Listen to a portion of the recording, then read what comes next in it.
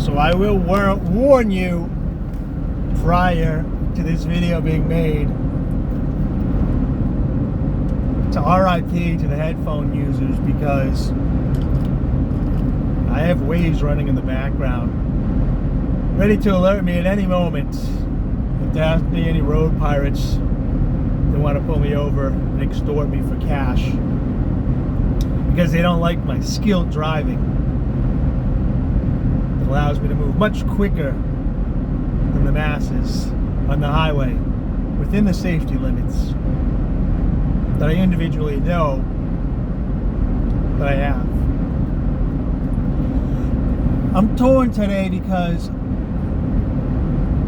I was on the Twitters, and I was talking to two groups yesterday, having some fun. I think maybe I'll address private versus public property, because although it didn't get as much attention, the attention was from actual individuals, whereas the transgender post that I had that's got like almost 300, maybe 250 requotes right now that got swamped. Most of it is fake troll accounts, bots, and foreign opposition. One thing I will address about that is I did get a nice, I think, an honest conversation in my DMs with an individual, but could be a Fed. The last Fed that was in my DMs has disappeared, so this might be my new federal agent. Contrary to popular belief, I'm not a retired CIA agent, even though I got the Hawaiian and the cami on. But I'm just driving on the highway, a state highway, the beautiful state of New Hampshire. I think today is June 20th, 2023. It's approximately 12:50, almost 1 p.m. in the afternoon, Eastern Standard Time. And the libertarian argument that I was getting in yesterday was private property understanding, and many a libertarian has chosen the communistic viewpoint of open borders, similar to how many libertarians pick the communistic government control authoritarian view of gay marriage, or when they cheer the legalization of marijuana or other drugs. This shows, to me at least, and obviously correct me where I'm wrong, but this shows to me some indoctrination still dwelling up in the noggin, because gay marriage, legalization of gay marriage, is just another interest group. It's just another permission slip. You know, the fact that anybody has to go to the government to proclaim their marriage is ridiculous, let alone same-sex, whatever. Marriage, I guess I'll back this up, because man cannot create law. Law just exists. The theory of gravity we call the law of gravity. It's a pin called a fact, or maybe an objective truth. That takes a little bit too far. But it's a pin called a fact, meaning As we try to decipher science, and science is what is, not what we can do. What we can do is engineering. Science just what is. So a scientist studies what is. An engineer then can engineer. So if you do a science experiment, which is the in-between of science and engineering, you are trying to you're creating a man-made project, and you're trying to observe an objective truth that happens. But there's so many factors involved, not to mention you're looking at a moving target, because the universe continues to evolve while you're inside it, and the very mere presence of you interacting with it is part of the evolution. But the science just what is, and trying to understand what there is. Engineering is then how do you react with it. So a rule is what people confuse as a law. When they say gun laws, this is false. It's an invalid concept. There's gun rules. Rules are created by rulers. Rulers who have a God complex, that believe they know better than the natural order of things, have created gun rules.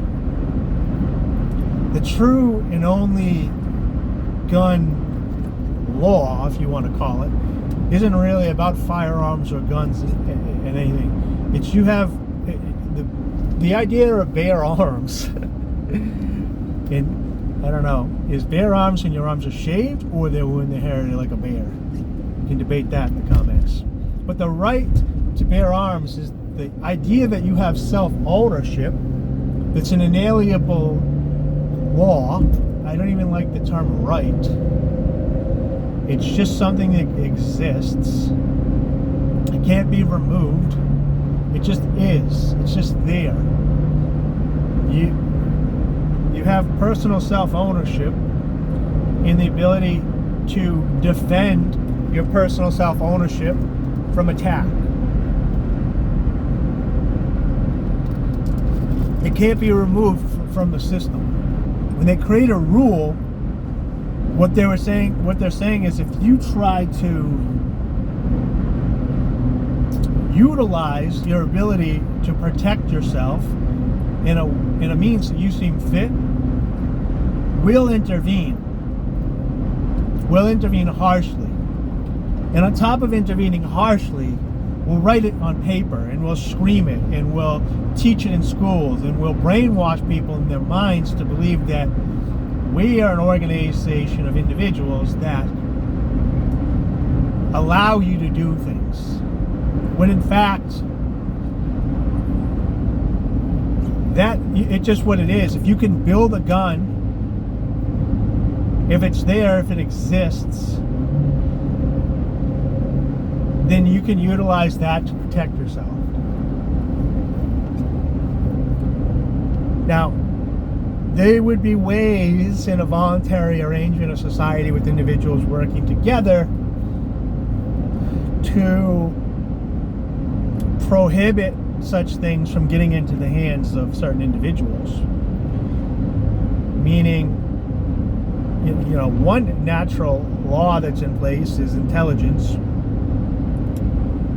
Most of us lack the ability to create firearms and certain defense mechanisms, so the stupider the individual, the lower the IQ of the individual, probably the lack of prefrontal cortex control that they have and decision-making skills,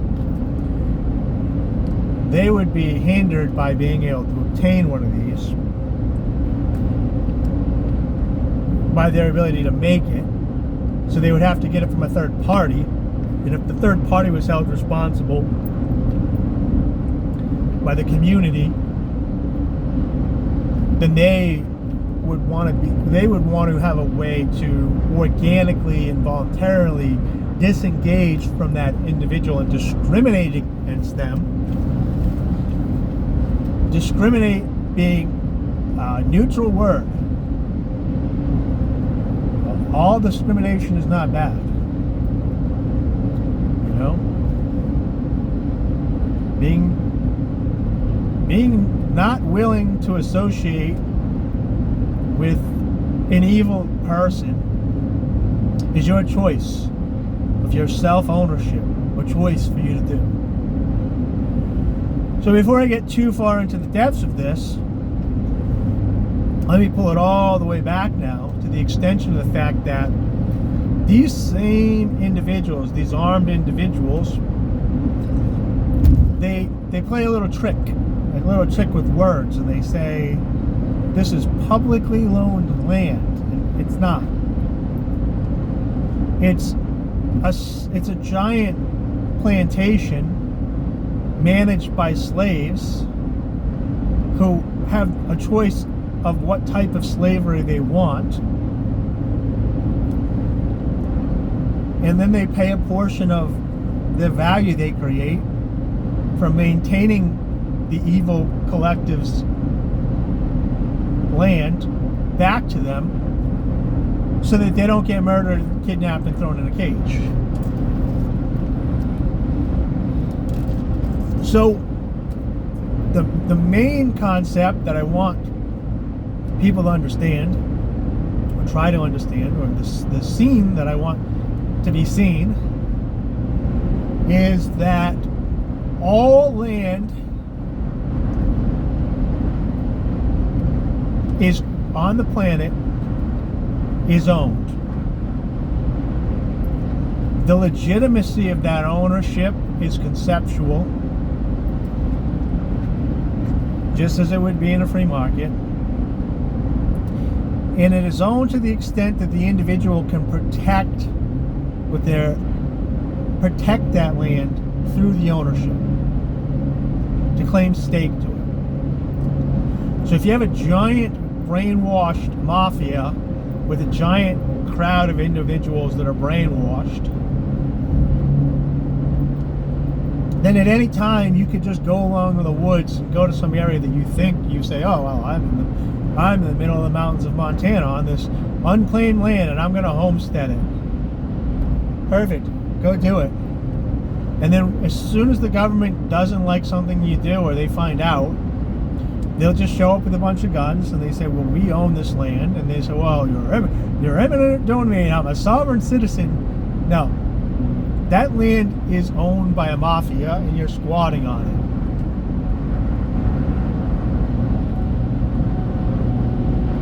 So, since all land is owned by collective mafias, or leased, pieces of it can be leased from these collective mafias via taxes. So even if you pay your mortgage off on your house and all that bullshit, they still want, you could have a piece of land with a well water on it and solar panels living off the grid in the middle of nowhere, and if they find you, they're going to tax you.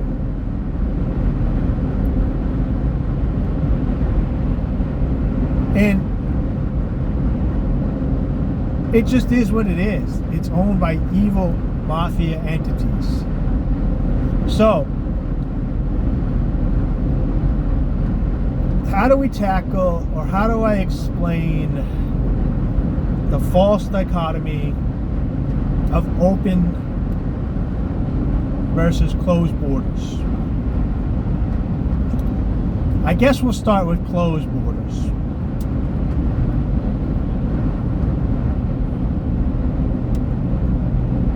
The idea of a country borderline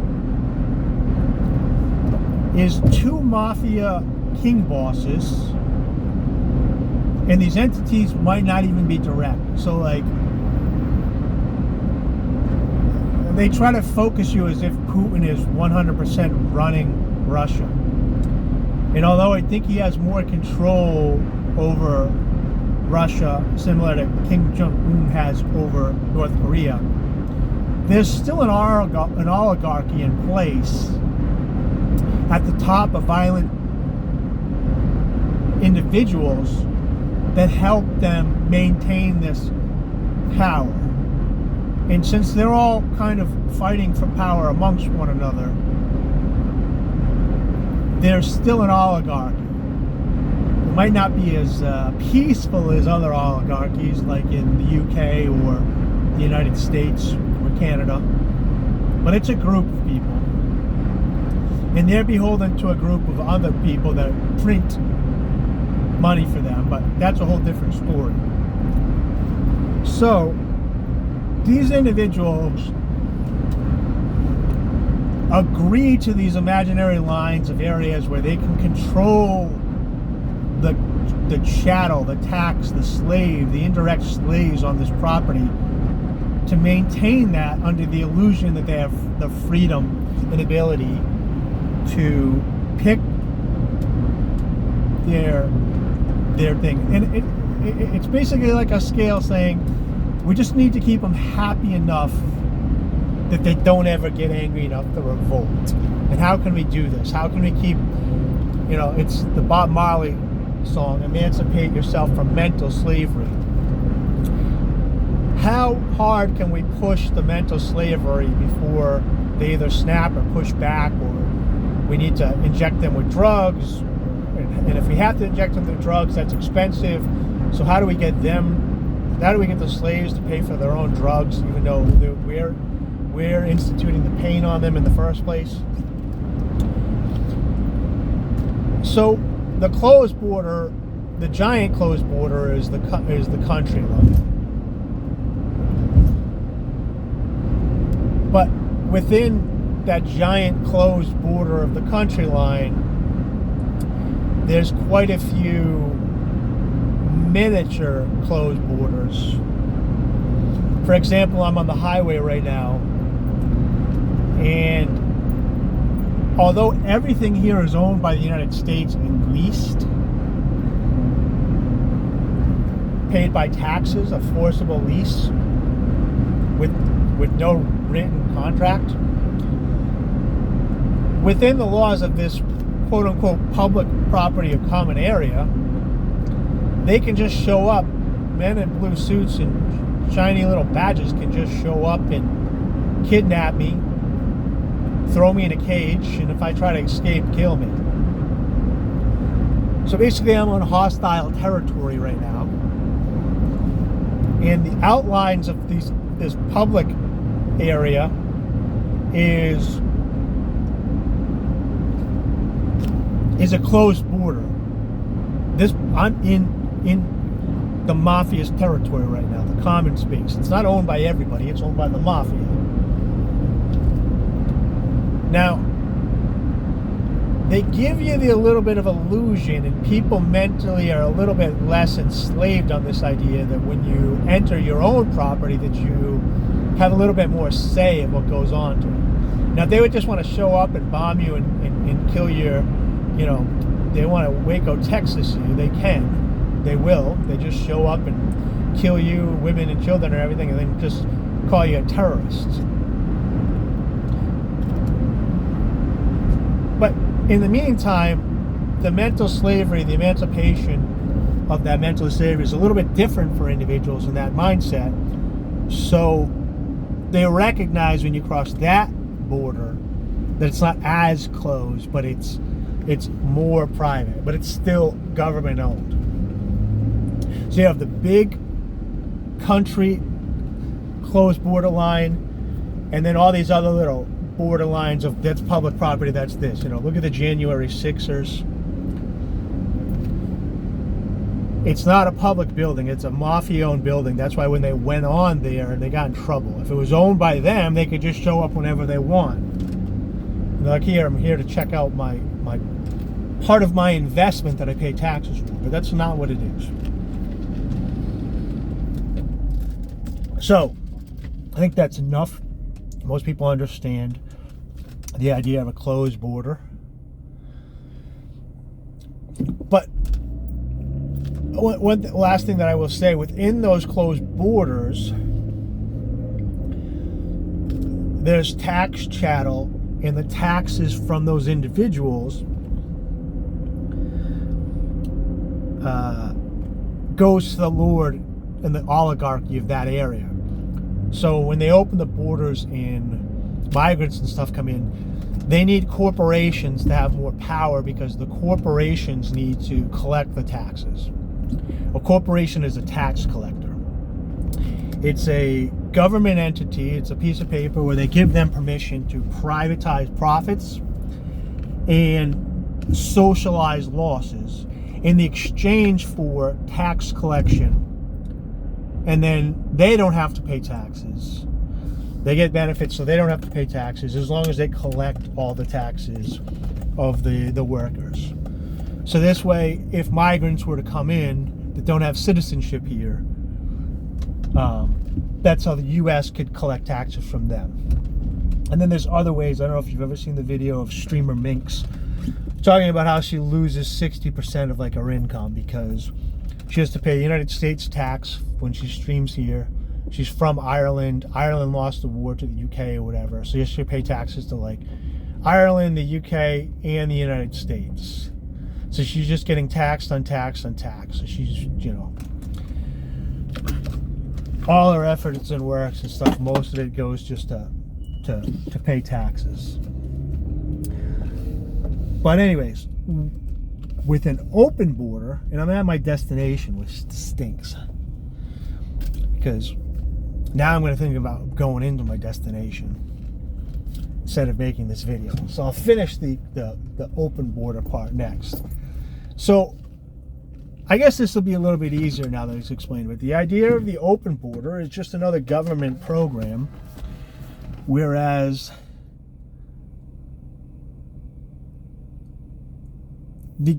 when I'm on that highway, the government opens the highway to me because I'm doing their bidding for them at the time. As long as I follow the rules that they've created, I'm open and free to move on that property. So if I'm in Guatemala and I want to move to the United States, then I'm not. The idea that the borders is open, meaning they're not legitimate, the government doesn't own them, they're free to pass, it's not what's happening. It's as you move, the people that live in that area that may not want you there, or don't agree with you, or find you dangerous, or don't want to associate with you, they're being threatened by the government to not get involved in your passage. So as you move through that land, if you're creating danger or havoc, littering, shooting, stealing, robbing, raping, pillaging, whatever you're doing, if you intervene, then the government comes in and says stop. So it's government enforced chattel movement. They're moving birth certificates so they can trade for taxes around. It's still government owned. The only difference is now they're saying we're going to, on the border, we're going to still have all the roads closed. So all those small borders that I talked about earlier that are closed, those will remain closed. Those borders will all remain closed. All the roadways, all the government-owned buildings, all those places will still remain closed. You're not allowed to go on them. Or when you do, you're still threatened. It's just that when you get to the border of the countries, they're going to open that. And by open, they mean they're going to create a new rule that allows you to cross over that imaginary line as long as you followed some more rules. And those rules will probably be a global ID or a global chip in your hand or some other rule that you have to abide by in order to make that magic line disappear on the countryside. But although on the country imaginary line idea of it, but all the other borders that I mentioned that are closed will remain closed. It's not like they're going to open borders and then you can walk into the state capitol buildings or into the post office or down to the park, or they're going to stop forcing you to pay taxes because you're homesteading. All those closed borders will still remain. So here's where it gets tricky. Here's where you have to understand. So Currently, a lot of libertarians, when they think of anarchy, they postpone and defer gratification of anarchy to the future. Someday we'll end government, and then someday people will be free to do this and then, and this. Good and evil will continue to exist from now until the end of time. Maybe the amount of individuals that are good and the amount of individuals that are bad will change, go up and down organically, but the battle will never end. There'll be people that choose good, and there'll be people that choose evil, and there'll be people that don't choose and end up on one side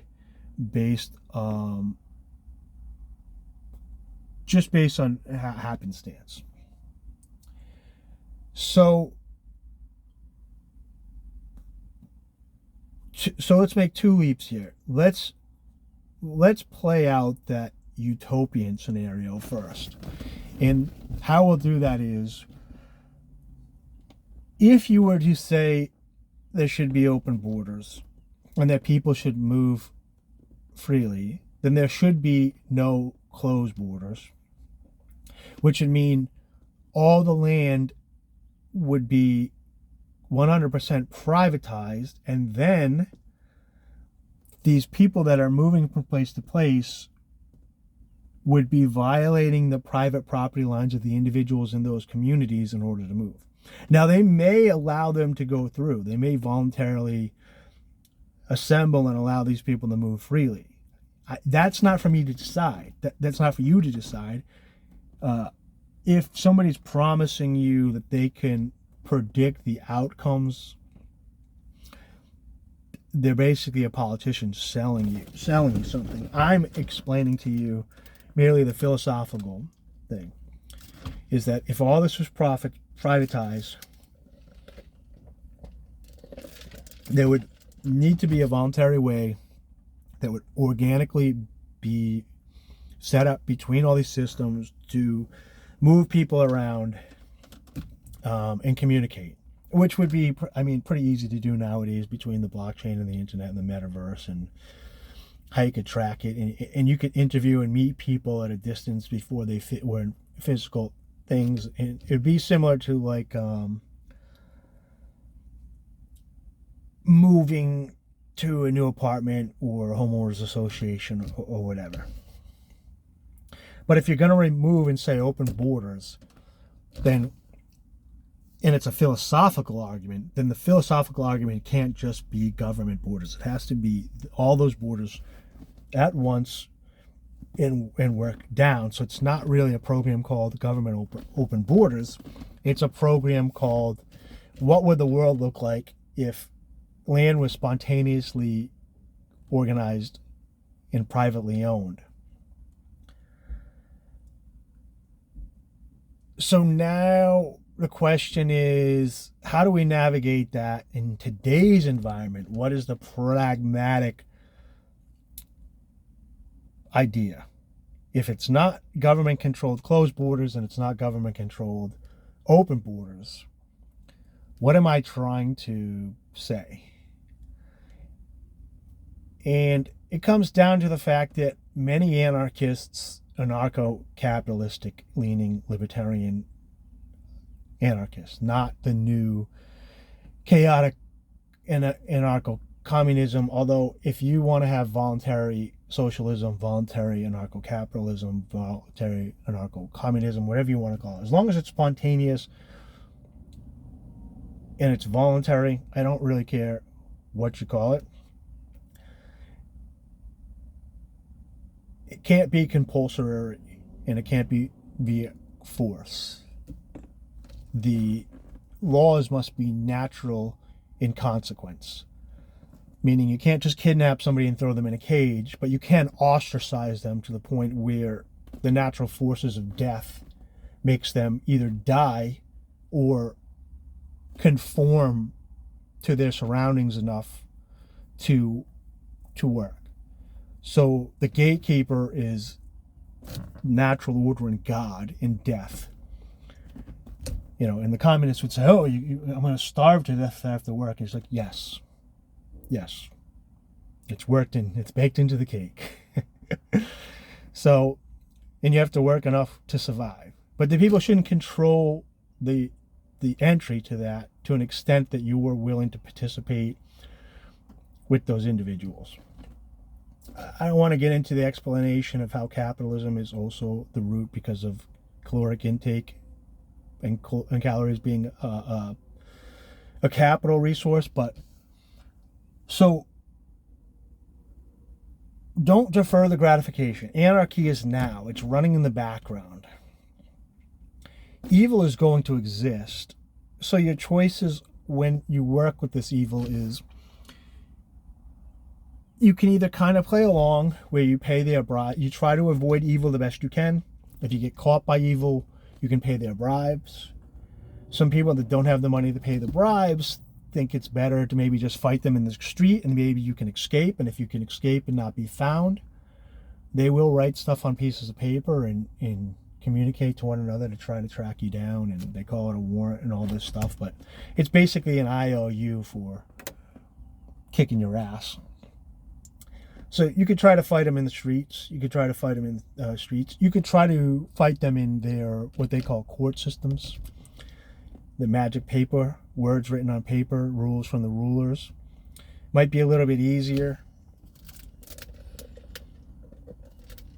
But in the end, they want you to comply with evil. If you don't comply with evil, you get kidnapped. You get thrown in a cage. And if you try to escape from the cage, you get murdered. So anarchy is now. You just have to embrace it and enjoy it. Dodge the individuals that have chosen evil. I'll make a video in the future maybe explaining exactly what evil is. But as you dodge the people that are evil, you'll have to make an individual choice of what's best for you and your family. And so if you were making $1 million a year, your best way to avoid evil might be to hire other people that teach you how to avoid paying evil via avoiding taxes. And then the bribes get lower because you know how to make the bribes lower.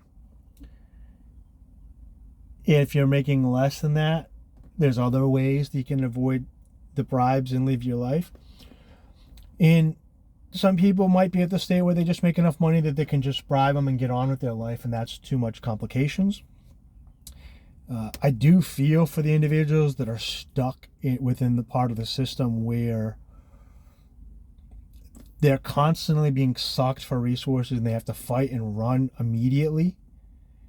Like if you look at like people that are stuck in low income areas surrounded by violence and they want to try to start a business and it costs X amount of dollars for a registration and all this stuff and they're getting broken into and no security and they're fighting the cops and they're getting shakedowns and all this stuff. So they're like, well, I've calculated it based on money wise. It's better for me to run now because I might escape, might not. But if I don't escape, it's going to cost me X amount of dollars, and X amount of dollars is 6 to 18 months to catch back up. So it's calculated efforts for each individual of how they need to escape evil based on where they're at.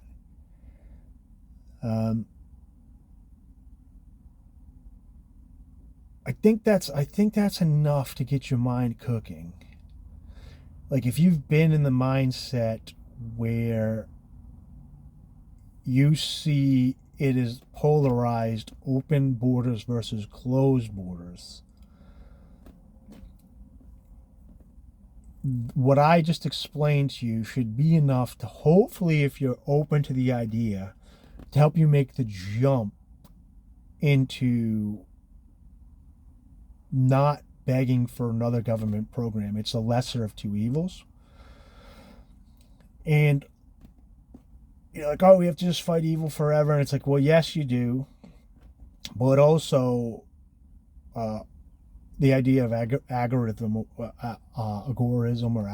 whatever it is working within reality so much that the reality becomes a better option for people within the system, and it makes parts of the system obsolete and slowly wears it down. You know, the idea that there's, you know, when you start saying black market and gray market and stuff like that, you're falling into their idea that they control the market. There is none. There just is the market. And when you do business, if they come for you, they utter the words black market, that means you have to deal with evil. So you can bribe them ahead of time, you can bribe them after the fact, you can do whatever you want. But the market's just running in the background for you to enjoy, trade, and get your opportunities from. And if they come with their magic words and say, oh, you're operating outside the market or illegally or whatever, just realize that it's evil trying to get a piece of something from you for free because they see you as a slave. So I think that's enough. People don't like 36-minute long videos. So, all right. Have a good day.